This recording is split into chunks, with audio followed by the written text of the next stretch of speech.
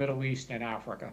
Yes, Ross, stay with us because we're going to stay in the Indo-Pacific, and Taiwan has kicked off its largest ever military exercises, simulating attacks on its command systems and infrastructure in preparation for a potential Chinese invasion.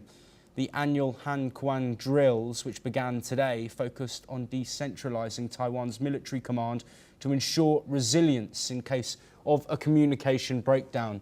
Over the next 10 days, the drills will assess Taiwan's combat readiness in a full-scale military conflict.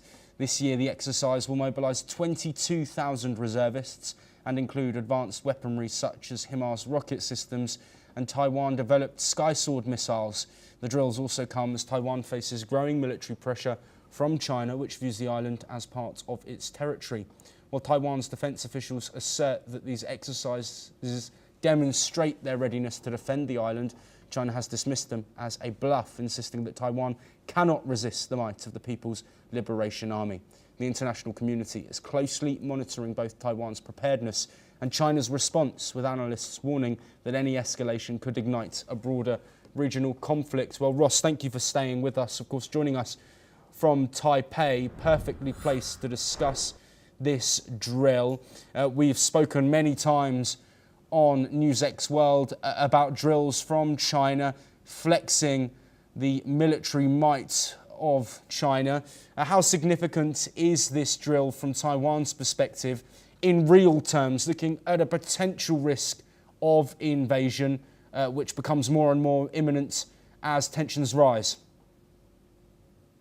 Well, the practical effect or importance of these drills is it is a large-scale exercise. It involves the different branches of the military, and it really is meant to simulate a Chinese invasion.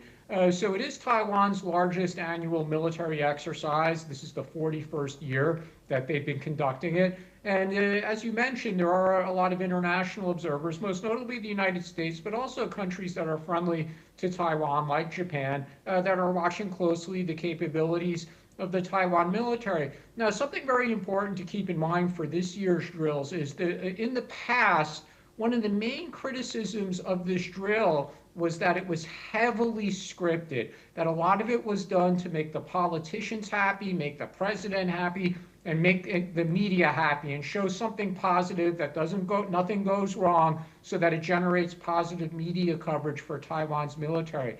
This year, something different. The politicians, the president, and the Ministry of National Defense, they've made an effort to say that this year is not going to be as scripted in the past. And we're just going to see what happens with the simulations.